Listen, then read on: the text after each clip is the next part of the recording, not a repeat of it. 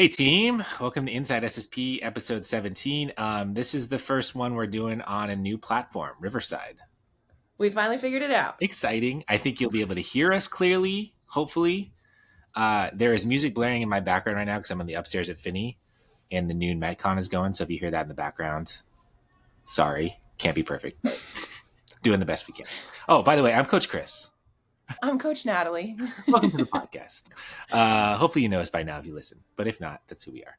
So we've been busy. I think this might be a shorter podcast because there's a lot of stuff going on, but I wanted to make sure we put something out into the world. I think the big thing on our plates right now, on top of kind of having really great communities in both our Queen Anne and Finney locations, is West Seattle is opening in less than 2 weeks now. Wednesday, May 1st is the first day. So we're like in the thick of onboarding new people into the community. We got a ton of referrals from our existing community, which is super, always super, just a great thing from our perspective. But I thought we would talk a little bit about like expansion, why we expand, like what our mission is, what we're trying to do here, why it's important to reach new communities, all that kind of stuff. And just kind of keep it a little more like peel the curtain back kind of episode, as opposed to us talking about exercise science topics, which we can do all day. But I thought this might be a little bit different. What do you think? I like it. Yeah. Let's do it. So I think just to back up, West Seattle, how West Seattle was born. So there's probably a lot of crazy theories out there or not about when Chris wants to open new locations and how this thing happens and when we start looking at stuff and all this stuff. I'll be honest, both locations that have been opened after Queen Anne have not had a ton of planning. So that to say, like, I haven't really been like on the market, so to speak, for new locations. I guess the Finney location, I was talking to our broker a little bit about new locations and expansion in neighborhoods, and they happened to send me this place at Finney, and then I happened to look at it and I was like, yeah, we can make this work. I love the neighborhood. And so that's kind of how that one transpired.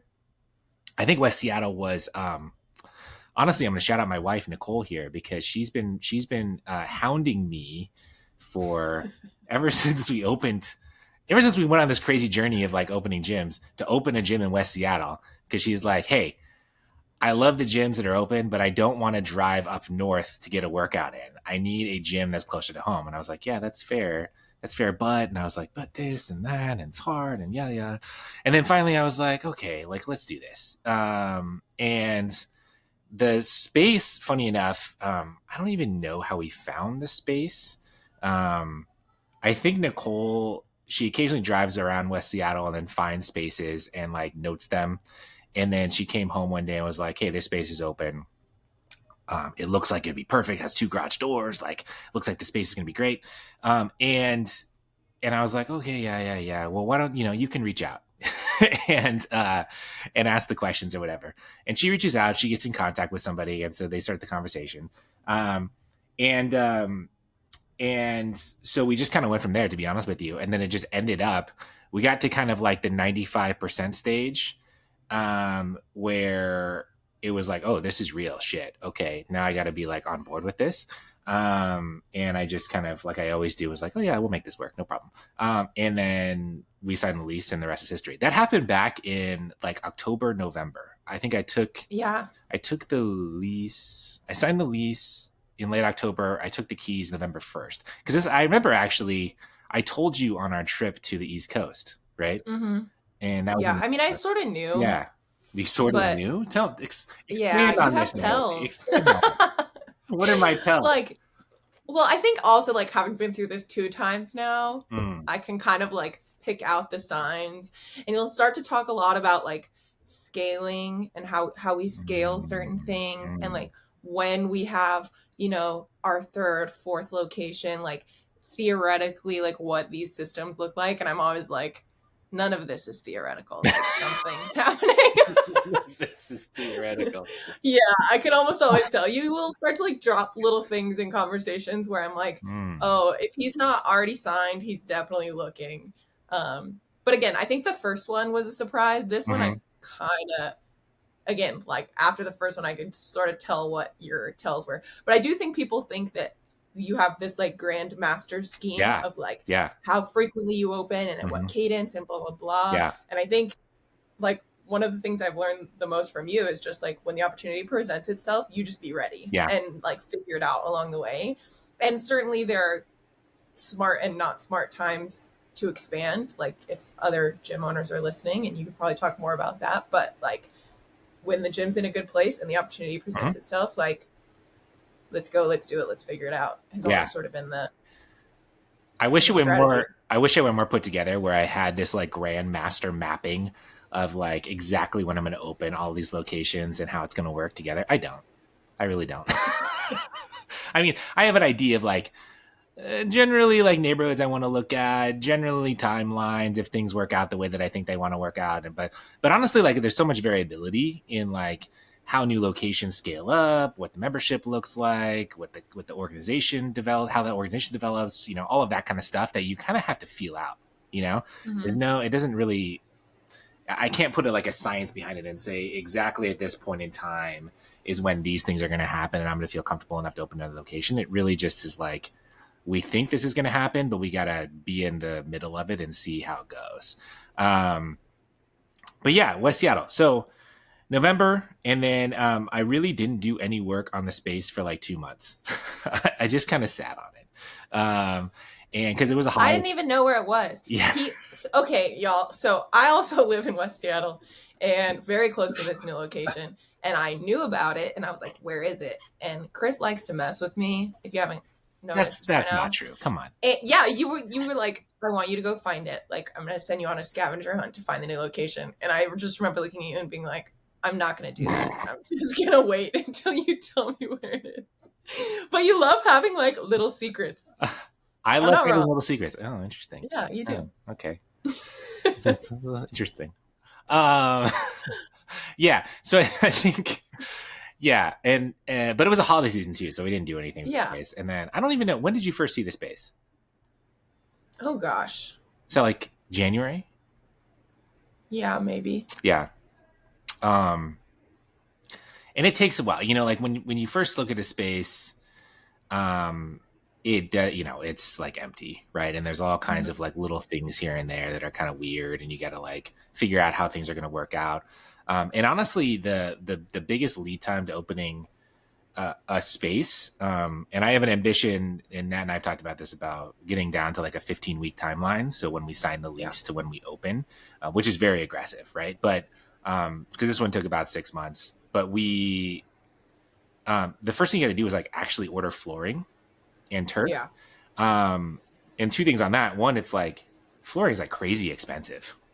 It's like it's really expensive to get the rubber that we do and the turf that we do in the gyms, but it's really high quality. Like it stands up over time. Um, but it is hard. And then this other thing is like it takes a long time for it to come. There's a Yeah. really long lead time. So I can place the order and it's not going to ship for like another month, basically. And then if you followed our story on Instagram at all about how we unload these things, I've done this a few times now. It's wild. I mean, these things are just heavy as fuck, to be honest with you. They're just these huge rolls of rubber, and the truck drivers every time have no clue whatsoever how to get these into the space. And thankfully, I had some like good drivers this time who were like pretty helpful. Sometimes they're just like, I don't want to touch this. I'm going to drop it at the side of the road or in the middle of the road, as was the case to Finney. And Yeah. you got to go figure this out because these are your rules, man, like liability wise. This time, thankfully, the guy was like, yeah, this looks pretty hard and you got to go up a hill and these things are really heavy and you only have like one dolly. And so I'm going to help you out, man. And which was much appreciated because literally, if you look at these videos, I had to like go backwards with a dolly uphill and then turn the dolly around and flip it into the space. And we had to do this like, I think there was 9 rolls that were 500 plus pounds. I mean, it was wild. I mean, these things were super heavy. So that's a fun thing about opening new location. And then from there, really, it's about you got to order the equipment. You got to figure out what all the things are in the space. Once you get the actual space set up, then you got to start to go into marketing and planning and scheduling and resourcing and hiring. We missed out on the first thing. You have to hire pretty early on. So all of this has been going on in the background while you guys have been coming to Queen Anne and Finney. Thank you very much. And now we're ready to open on May 1st. So Nat, my question for you: what is it like to work for a business that's expanding pretty quickly like this, especially into like brick and mortar? What's that experience like? Yeah, I mean, I think for me, I've always been somebody who like enjoys a like diversity and variety of work. And I like talking about the flooring and getting that stuff put in and whatever, like any of this like entrepreneurial stuff. I don't think people realize the amount of like random skills and also like just manual labor that goes into these. Like, I feel like people think that we hire out for a lot of this stuff and we don't. I set like, up those racks. We build all the equipment. Yep. We painted the walls. Yep. We did have somebody install the flooring. But like getting it out of the truck and into the space is a different thing. You know, a lot of that stuff, mopping, cleaning, you know, just like is all a part of this process. And I actually posted an Instagram story while you were gone that was like, here's a list of things I've done this week. And it was like mop floors, have one-on-ones, talk with a local soccer group, like just a crazy list of things. But I really enjoy it. And I'm somebody who like, I don't want to say like gets bored, but I do like a lot of different things and different kinds of work. And so it's really fun to be a part of that process. And also there's like a big sense of accomplishment when we can look like at looking back at Finney, for example. And I remember bringing Emma in and we were all painting and Nicole was there and getting up on ladders and figuring out all this stuff. And then now we look at it and it's like this big, you know, blooming business where people are coming and like their lives are being changed. And it's really cool. And I consider it a huge privilege to like be a part of every single step. There are certainly days that I don't know if we've ever said this on the podcast, but Chris describes working for SSP as like installing a plane engine while the plane is flying. And certainly feels like that sometimes. And you just have to always have an attitude of like, all right, that sounds crazy, but here we go. And if I had like $100 for the amount of times I've thought you're insane, that'll never work, I would have a lot of hundreds of dollars. Not actually, but especially at the beginning. You know, when I think about like when we went from like expanded our semi-private into more people or added in staggered sessions or, you know, all these types of things to really maximize the existing spaces, I kind of was like, that's nuts, but we'll try it. And now I've gotten to the point where I'm like, that's nuts, but I know we'll figure it out, you know, and like figure out how to make it work with our team and stuff like that. I think it's helped me a lot. I was somebody who was very like paralysis by analysis before and wanted to like plan and be sure that I had every single detail straight before I would like jump into something. And I think it's actually a really great like life and professional lesson that it's like, you don't have to feel 100% ready for something to be able to do it and be successful and figure out pieces along the way and just like trust in yourself and in your team and in your vision or whatever that like West Seattle's going to be fucking awesome. And we knew Finney was going to be fucking awesome and it is. I also think one of the things that's funny to me about our spaces is that they're very quirky. Yeah, they are. Like they are. If anybody's listening that hasn't been in our gyms, like never would we ever look at the spaces that we have, maybe Queen Anne, but like initially and be like, yeah, that's going to be a rock and strength and conditioning facility. Like, you know, like one of them was a tattoo shop. This one was a hair salon. You know, there are things that are like very quirky about it, but I think like we really come to love it. And the reality is, you know, the business and the reason people keep coming back is because of the coaching and the community. And that can exist in, you know, a super fancy brand new equipment, you know, top tier facility, but it also can exist in a garage, you know. It's about what we do in the space. Exactly. And that the spaces don't need to be, you know, perfect and immaculate and brand new to be able to like build something really cool inside of it. Yeah. I like the character, to be honest with you. I think, and I think it's cool. Like every gym, every one of our locations now you can walk into and get a different feel of from the space, knowing that you're going to get the same like coaching and programming and experience, but it's just kind of like you're in different spaces. Like I walk into Finney now, and Finney's just an interesting space. It's just like and everybody, I know you included, were like, dude, what the fuck are you doing with this space? Like this is like a weird L shape. Like this is not a gym, man. And like I probably would agree with you if I step back from that. But I think when I looked at it, I was like, neighborhood's great. Like I love the neighborhood. I just feel like this space would work, and we can make whatever space work so long as the things that we're doing in the space are the things that we want to be doing, right? And I think Finney has proved that out. Yeah, you said this on an early, I think, BFU podcast. Yeah. With Keeler, when he was asking about expanding into Finney and stuff like that, and you were like, a lot of gyms look for a space. Mm-hmm. I look for a community. Mm-hmm. And I think that's a big piece of like why we continue to choose to expand too, is that it's not about finding the perfect space or having the perfect equipment or whatever, but it's about finding communities that we think can heavily value and heavily improve with like what we have to offer at SSP, the type of training that we do, the type of community that we build, and then figuring out how to make that work. Right. And people don't actually care if they're in a top, unless they're like super elite athletes. Most people don't care that they're in a state of an art facility. They want it to be close to their house. Mm-hmm.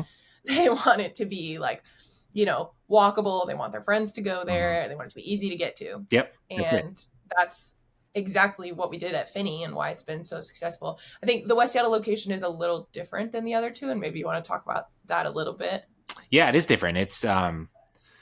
It's like a little less foot traffic, like West Seattle's a big, I was thinking about this the other day. West Seattle's a big community generally, right? So you think about like the communities in the north end of Seattle. You've got Queen Anne, you got Ballard, you got, Finney, Greenwood, all that kind of stuff, Green Lake. Those are like independent communities. West Seattle, people just kind of like say, oh, it's West Seattle's one community. But West Seattle has Admiral and the Junction area, and further south it has Highland Park and Delridge, and even some people say like White Center is part of West Seattle. So it's like this huge group of neighborhoods within West Seattle. So it actually pulls from a lot of different places.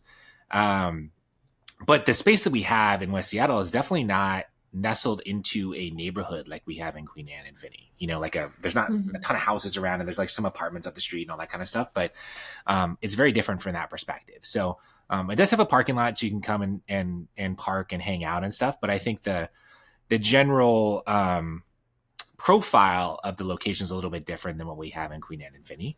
But at the same time, when I looked at the space, I was like, one, like I said, my wife's been looking at spaces for a long time, and we haven't been able to find any like good spaces in West Seattle that weren't also like, from a rent perspective, felt like economically unfeasible. I know there's one CrossFit gym that opened recently in the Junction, and I looked at that space, and it's a lot of rent. So I wish them the best. I think their model is like a large class model, so I think it might work well if they can get enough volume in there, but it's not going to work for our model, And so I think those are just all considerations, for this. But I do think this space is going to work incredibly well. I think, like once it gets going, I can visualize it.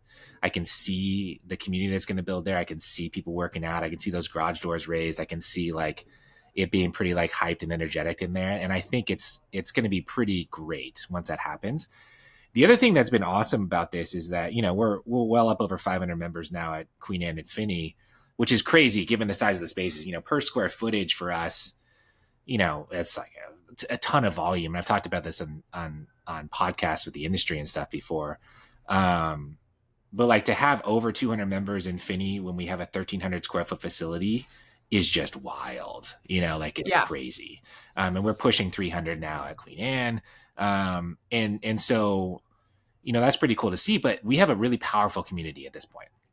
Yeah. A lot of people. Right. And so when we announce a new location, everybody knows people around Seattle. They have friends in other neighborhoods, right? And so like a lot of the people that we're getting in right now and doing assessments with, they're like, oh, it's the sister of this person, or it's the partner, or the brother of this person, or it's the grandfather of this person. Like it's just all across the spectrum, and that's like super cool. Like it's really cool to see like the power of our community come to the forefront like that and be like, hey, we launch a new location and people love SSP. And so they're going to tell everybody that they know that's around a new SSP to come to SSP. And that's huge for us. You know, like Yeah. that is 100% a leg up for us in launching any new location, any new neighborhood in Seattle, because we already have an existing community of people that are like 100% on board with what we do. Yeah. Yeah. I think a question we get a lot from maybe existing members is why new locations and not just a bigger space? Great question. Great question. Yeah, I don't really have a, I have an answer for that. I think, and one doesn't necessarily exclude the other, right? So for instance, like we're in a 5-year lease at Finney, right? We just passed year 2 of that lease. So it's like, we're going to be here in this space for a little while. At the end of that 5-year lease, if we still have a really strong community here and like things are going well, I'm not ruling out the possibility of moving into a bigger location within the Finney neighborhood, right? I think that's very much a possibility. I think the West Seattle and new communities is, and it's funny because there's a lot of fitness business advice out there, and I give this advice too, to depending on the individual, that says like, don't open another location, just like optimize your current location, fucking kill it, like make as much money as possible, rack up utilization, like, and just create a great community, and you'll do really well. Like you can, if you just optimize your existing business and make it a killer business, and you run 250 members out of there who pay you, a good amount, and you're taking home good income, and you're paying your staff really well, and you got a great community, like just fucking write it out, like, because adding a new location is like a lot of complexity, and risk. And risk. Like every new place is a risk. Huge risk. Yeah. I even think about when I opened Finney 18 months after Queen Anne. I think about the Queen Anne business at the time that I opened Finney. We were doing probably, we were 25, 30,000 a month in top line, which is pretty good for a training gym, especially one that had just gone through COVID, we're still like battling all that stuff. We were doing really well. And so, and now Queen Anne is a very large business. And so on its own, right? So I think about the resourcing that it takes to run Queen Anne right now. If I were still in that business, Queen Anne as a standalone business would kill it. Just kill it, right? Finney is a standalone business right now. It kills it. Right. Yeah. And so like, it doesn't, I could just take a ton of time off and have a great staff, and we would just run it, and I would just, whatever, fuck off to Maui or something. But I'm definitely not built that way. And like, I know that about myself, right? I'm too ambitious for that. And I think there's a mission that we've crafted at SSP, which is, to make strength training inclusive and accessible for every person. And I really believe that, now, are we, we're not going to be able to hit every single person in the world, obviously, but it's a mission. Right. But I do want to hit as many people as humanly possible, and I think that's a big part of it. And we continue to grow at our existing locations too, because a lot of my mindset is around, hey, yeah, we're pretty full, but let's try and innovate our way out of this. Like, how do we serve more people within our spaces? How do we reach more people? I don't want to turn people away. I want to help people. That's the mission of SSP. And so how do we do more of that? And for me, launching a new community is just an extension of that. I'm willing to take on that risk of opening a new location and investing money and all of that stuff, because I feel like that's part of our mission, and it's honestly just the start of it. It's like, we're still beginning to achieve that mission, by opening this location, and there's going to be a lot more in the future. And we're only getting better at it. That's a thing. At Finney's opening, I was stressed as fuck. I mean, like, I had so much anxiety that year in 2022. It was wild. I mean, I ended that year, and the amount of I need a break. It was wild. I mean, I was just like stressed the entire year. Part of that was because Queen Anne was doing well, but it had nowhere near the amount of cash flow and capital available to launch a new location like that, right? So we had to get capital and debt and all of that stuff to open that location. And then, seeing how that location started out and which started out really well, but, just looking at the losses at month over month over month as a business owner just takes a toll on you, Totally. A big mental toll. Thankfully in West Seattle, I'm a lot smarter about this, and also the business has a lot more scale, and so we haven't had to do that at West Seattle, thankfully. And the business is in a really Yeah. solid position, and so West Seattle for us is like we can afford ourselves a little more time to create that community and really foster it and do the things that we need to do. Not that we didn't do that in Infinity, but it's just there's not as much pressure, you know. Yeah. Um, so that was a long tangent to answer your question, but I think there's uh, yeah, the reason we expand is because it's our mission to reach more communities and more people, and that will continue to be kind of the case, whether it be like within our existing locations or expanding to new neighborhoods and new communities. Yeah, absolutely. Yeah, I really like what you said about like innovating in existing spaces, because I Mhm. think, at least for my perspective, and I think some of the team's perspective, it's been funny because like I think at 120 members we were like, whoa, we're busy. And Mhm. then at 150 members we were like, whoa, we're busy. And then at 200 members we were like, whoa, we're busy. And like that capacity has just kept growing and growing, and there was never a point, like we've been having the conversation, or not really having it, but like the thought for 2 years, like, do we ever like stop taking assessments? Do we ever just Mhm. say that's it, we're full? And the answer has been no.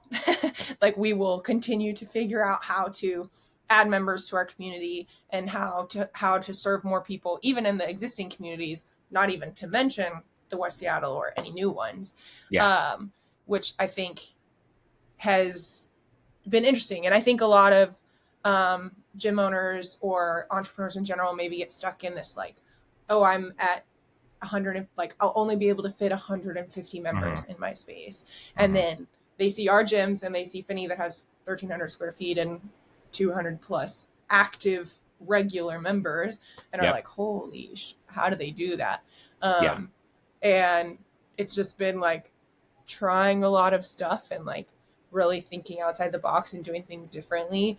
And like there have been adjustments that we've had to make, as Mhm. we've like introduced new systems or new times or amounts of new coaches or whatever. um but that, like, I do think, even though you say like, oh, it was quickly and like we don't really have a plan, like none of these expansions or new locations would have happened if the existing ones weren't Correct. doing very well and Yeah. thriving, right? You Yeah. have been very smart and intentional about that, and like not jumping too early. Yeah. Yeah. And I think that's right. I don't want people to get the thought that we're kind of reckless in expanding and bringing on new people too, because we are actually a big piece of this, and is we're really curious about the experience, right? We're always really curious. So I know some people have been with us for a long time, so they may not have experienced this, but when we onboard new people, we ask the question very often and very frequently, and we're very transparent about how busy we are. Mm-hmm. And we're very curious about how they're getting into sessions, how they like the sessions, if there's any issues with the wait list, all of that kind of stuff. And almost unanimously, it's once people get going, they are able to make it work, you know? Yeah. And so, if we do ever get to a point where consistently it's like, I can't get into class, or I can't do this, or I'm having a bad experience, then yeah, like we'll take a closer look at it for sure. And we're always kind of like innovating within the business too, to try and open capacity and make sure people have a good experience. But it just doesn't happen right now, Yeah. and like we're very intentional about looking for those signals, Yeah. because we know that that's potentially a barrier to people entering the community. Um, but right now, people still seem to have a really great experience, and we convert at a really high level from our trial membership into our recurring membership. So it seems to work, and that's So I far like it's it. working. I like it. I think it's And a hey, huge if you want to, testament to our team. yeah, for sure. What were you gonna say? I was gonna say, hey, if you want to train at West Seattle too, we got plenty of space right now, so let's go. Oh yeah, Yeah, we've got a you're gonna lot of you're spots in gonna West love it. Seattle. Yeah. No, I was just gonna say I think it's a huge testament to our team too, and the people that we've brought on over the years, that like they are in line with this stuff, right? Mhm. Or if not, they learn quickly. Yeah. And like the there's so much power in being like a values driven organization, and I tell people this all the time, but like it is just such a good like guiding light and thing to fall back on when you're making decisions, when you're having hard conversations with people. It's like at Mhm. the end of the day, all of our goal is the same, which is to bring the highest fucking quality strength training to as many people as humanly possible, Yep. because that betters their lives and that betters our whole community and like the world at large. Like genuinely, like healthier, Mm-hmm. happier people do their jobs better, which then trickles into like everything else. And that might be like a little woo woo for some people, and they may be like, it's just the gym, but it's not just the gym, in my opinion. And, you know, community and connection that Seattle Mm-hmm. needed so badly, everybody needed so badly, like coming out of the pandemic. But I think Seattle in particular, man, that, you know, our team have all gotten on board with that, and we've been adaptable in the details but consistent in the mission and the Yeah. direction and the values. And I have to say, like, I you asked what it's like, you know, working for a company like this, and I could tell very early on that this was where this was going to go. Mm. I could just tell that you were very motivated to help a lot of people, and that you're like wise for doing all of this. We're in the right place. Mm-hmm. And that, whether you're on a fitness journey or a professional development career or whatever, like serves so well when you have a like strong and immovable why and a strong and immovable set of values. And they also happen to be the values that I shared, which was Yeah. obviously what drew me here in the first place. But it's like, as much as I look at our numbers and our growth and like everything that we've done in the growth in myself over the last 3 years, and I'm like, holy fuck, how did that happen? I also think I knew from the beginning Yeah. that I was like, this is going to be a little insane. And also, like, I would be an absolute dumbass to pass on this. Like, this is going to be crazy, but also like so exciting and so fun and so fulfilling. And it has been and continues to be. And yeah. Yeah, I think it's, and also just to expand on because I was telling this to the team the other day in our weekly meeting, which was our retention right now so far in 2023. I mean, our retention has always been really good and above industry standard, but it's right now at a level that is like bananas, like crazy good, especially given our scale and the number of members that we have. We should be losing members at a faster rate per the industry, but we're just not. We don't lose very many members, and Yeah. and we've been getting a lot of like really just amazing reviews. Like, I'm going to read this one. I'm not going to name this person, but they just left a public review on Google for Queen Anne, and she said, SSP is the first gym I've been to where I have felt truly safe and welcome. I come as I am, and I don't feel like I'm wearing the wrong thing or I'm too old or too big to be here. I have made faster and more impressive gains in strength and confidence here than anywhere else. The coaches really know their stuff and are always able to provide accommodations and are quick with encouragement. I am so thrilled to have found this small but mighty gym. I mean, there's no better review for us than that. It's just, there's so many points in there that hit on our core values and what we want to do every day and the experience we want to bring in the gym. And that's just a very gratifying thing for me always to read and hear and think about. But I also think it goes to why we lose so few members, because the ability to be able to show up in a gym space and feel safe and feel heard and feel seen and be able to, be in a comfortable environment to train is honestly few and far between. Unfortunately, in the fitness industry, it is few and far between. And there's not enough spaces like that allow people to have that level of comfort and to consistently do that over a long period of time. And again, going back to the mission, I think it's just such a critical part of what we do and why we continue to do the things that we do. Yeah. The fitness industry is becoming so like niche, I feel like everything is a boutique, and it's or like something very specific, and so you have to be this body type or want to do this type of thing or have these type of goals to be there. And certainly there are things that bring our whole community together, right? Like, we are a strength training predominantly gym, but as far as like it's not as niched, right? And like, we have members of all ages and all backgrounds, and people who are endurance athletes and people who are strength athletes and people who aren't athletes at all or who have never been, or like all of these different things. And it's I feel like people are like, how do you market that? And it's like, well, that's just like, it's just good for people. It's just what they should be doing to stay like healthy and fit for the rest of their lives. It's not about marketing. It's about actually helping and improving people. Yeah. And then when we get reviews like that, it's like, well, there it is. Yeah. And I've seen literally two or three different advertisements today alone on like my Facebook or Instagram about 6-week challenges or 6-week shreds. And I mean, look, like, I understand it can be challenging to drive leads in your gym, and you're trying to do as best as you can to do that. I think, in my opinion, and I'm not going to knock on gyms who do this if that's your MO, and that's if you really think that in fitness your duty is to drive a message out there that says you're going to get the results you want to in 6 weeks by doing this shred, quote unquote. I guess do you, but honestly, I think most of the fitness industry wants to promote fitness and health as a lifelong endeavor, right? Mm-hmm. And what we're doing out there when we're putting out these messages, we're saying, hey, you can get what you want in 6 weeks. And then they complain about people signing up and then not continuing with the gym after those 6 weeks. And I go, well, you're not driving the right behavior. Yeah. You know? And I don't know. This is my soapbox for the day, which happens every podcast. I have at least one topic where I got to talk about the fitness industry. But I just think, like if you're a gym owner and you're struggling to get people in the door, it's like, okay, think about the messages you're putting down to the world, and then think about the culture that's happening when people are inside of your gym. What does that feel like? Right? Mm-hmm. Are people welcome there? Do they want to spend time there? Like who are the people that you're targeting? Right? What are they saying about your gym? Like, are you asking them about why they're leaving? That's what I would be curious about, because if your goal, like most of us, is, hey, we want people to be around a long time. We want to help them strength train. We want to help them live a better life. We want to help them do the things that they want to do in life, right?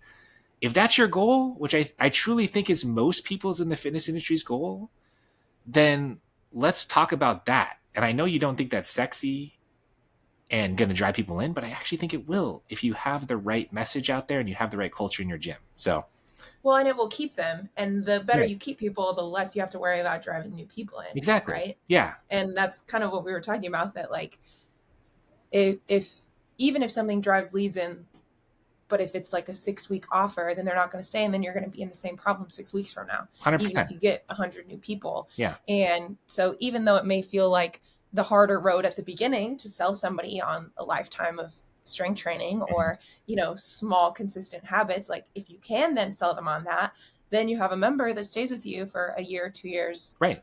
However long. And I think the other thing is that you're making, because so many fitness messages are terrible in the industry about short-term gains and all of this kind of stuff, that you're making a positive impact on somebody's psychology around why they do this in the gym. If you have the right culture and the messaging and you're consistent in that in your gym culture, you're having a significant impact on that person, and which you may not even be able to quantify, but it's so powerful, and I think that oftentimes goes overlooked when we're talking about fitness business in favor of, let's drive as many leads as possible into the gym in the short term time frame, right?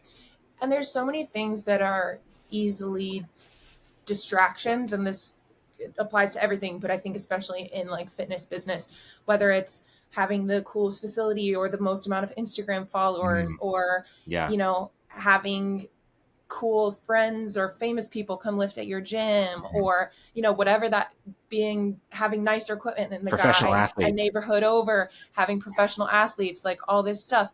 And frankly, like a lot of places that have a ton of Instagram followers don't really make as much money. Some of them do, but not all of them, right?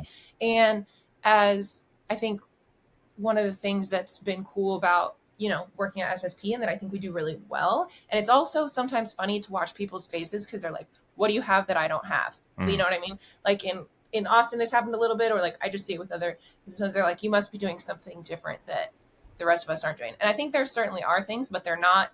It's not software. It's not equipment. It's not you having the fanciest, most schmancy website. Like, it's not any of those things, it's just like driving the consistent effort towards like keeping our members, providing them the best possible experience, building the community, engaging with and developing our team, like the harder and like you said, non-sexy things. That have, helped build towards the success that we're seeing. Yeah. I always put it as like execution at a really high level. Yeah. That's what it is. It's like whether it be on the training floor, because we have a high standard for the training that we put out there, right? Yeah. Or it's in the business with the processes and the things that we do to drive the business forward. It's just, we try and execute at a really high level all the time. Yeah. You know? And I think when you put that effort in and you have those things in place and you have a good team and you have culture that's bought in, you have a team that's bought in, and you're all moving in the same direction, it all just kind of works, you know? Yeah. So Yeah. It's not like selling when you like really believe in it. I think that's correct. the thing too, is like every single person that works for SSP believes that SSP can support and benefit the lives of every person that walks through our door. Like 100%. 100%. Yeah. And so it doesn't feel like I'm having to convince them of anything. It's just saying, hey, here's what we do. Here's how I genuinely believe that our experience here can impact your life and your goals. And then they can decide for themselves if that's for them. And to be honest, a lot of the time they decided that it does. Yeah. And the last point I'll make here, because I think this is a good one, is we have a lot of like systems and processes built out and ways of doing things that are more advanced in a lot of gyms at this point. But I will say, back in 2021 at Queen Anne, we had fucking zero processes and we were still growing fast. Right. So the difference is in what's happening in the gym, what the experience is when people come in. Right. Yeah. Because we didn't have all of these fancy processes, and those help us run at scale, right? Those help us do the things that we need to do. Those help us open new gyms. Those help us bring on members in a better way. But it still comes down to when people come into the gym, what is their experience in the gym, right? Yeah. Instagram doesn't fucking matter, right? You can SOPs at this point, they matter, but what matters more is like what's actually happening when people are in the gym and if they're having a good experience, right? And that's like number one. And I think if you nail that, you remove a lot of the issues with retention and leads. That's just my issue, my comment for the day. You are not easily distractible, I think, by a lot of these things, which I think is like to the benefit of you and this company and all of us, right? Is that you've always had a really clear vision of like what actually matters. Like these things, you know, like how are we actually driving prospects in the door, you know, that type of stuff. And the rest of the bullshit, like, you know, you just don't seem to really care about, which I think a lot of people could learn from. And I know I've learned a lot from too. So any parting thoughts before we end this one? I don't think so. Oh, this is gonna be fun. I'm excited to see the video on this. We can use it in a lot of ways. It's gonna be great. Let's see what people think. All right. Thanks for hanging out with us. Episode 17 in the books. We'll see you next time. Bye. Bye.